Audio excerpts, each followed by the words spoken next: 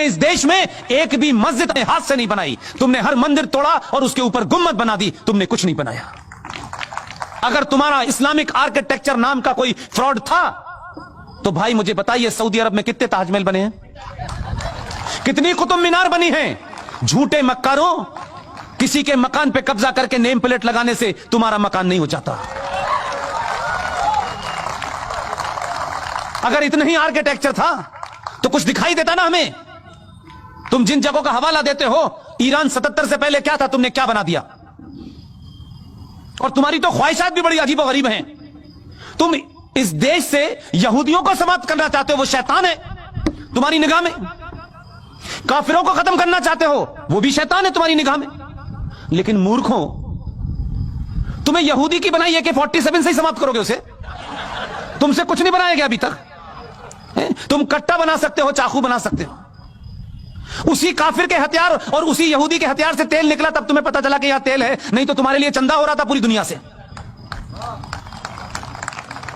तुम तो इतने एहसान फरामोश हो कि जिन्होंने तुम्हें कपड़े पहनना सिखाया, जिनकी वजह से पूरी दुनिया में आज ये कहते हो कि हम बहुत ताकतवर हैं, जिनकी बुनियाद पे हो आज भी वो टैप बंद कर दें तो टैप खोलना नहीं आता तुम्हें।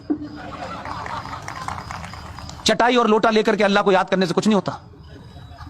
और आप इतने मक्कार हैं, इतने बुज़दिल हैं, आपका ईमान तो उस दिन पता चल गया कि आप रहते हिंदुस्तान में हैं, लेकिन आपका दिल धड़कता है फलस्तीन के मुसलमान के लिए, जिससे आपका कोई रिश्ता नहीं है।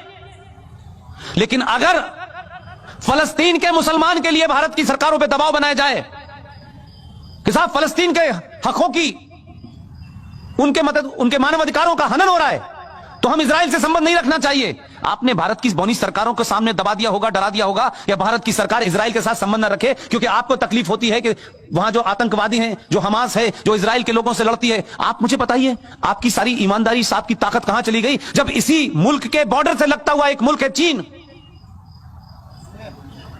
उसने कहा दाढ़ी आधी, पजामा नीचे,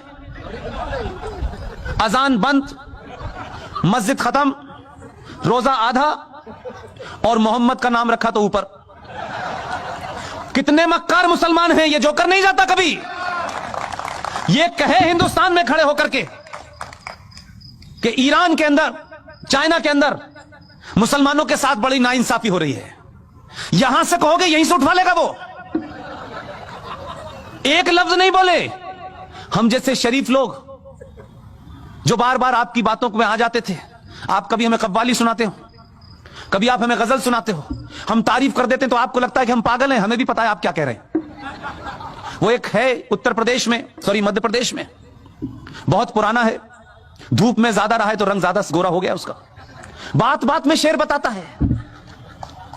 ये किराएदार हैं, हम मकान मालिक हैं, जिन्हें क्या क्या शेर पड़ता है वो रोज हमको बताता है। हमारे बाप का मुल्क नहीं है, तुम्हारे बाप का मुल्क नहीं है। जिन्हें किस किस के बाप का मुल्क है? तुम्हारा बाप कौन है पहले तो ये बताओ। अरे अपने बाप का तो चयन कर लो, इस मुल्क के बाप का बताओ। हमको पता है हमारा बाप कौन है, और गलतफहमी ना रहे। हमने नहीं कहा था कि भाई गांधी जी को हमारा बाप बनाओ, किसी ने बना दिया, हमने मान लिया। हम आज भी नहीं मानते। वो एक लीडर थे, बस इतना ही बर है, ये हमारे ऊपर थोप दिया गया। वो भी क्या क्या बातें कहता है, आपको जवाब देना आना चाहिए। ये जो ताकतें हैं जिन्होंने इस देश में हिंदू मुस्लिम भाईचारे की आड़ में इस देश को मुसलमानों ने खोखला कर दिया,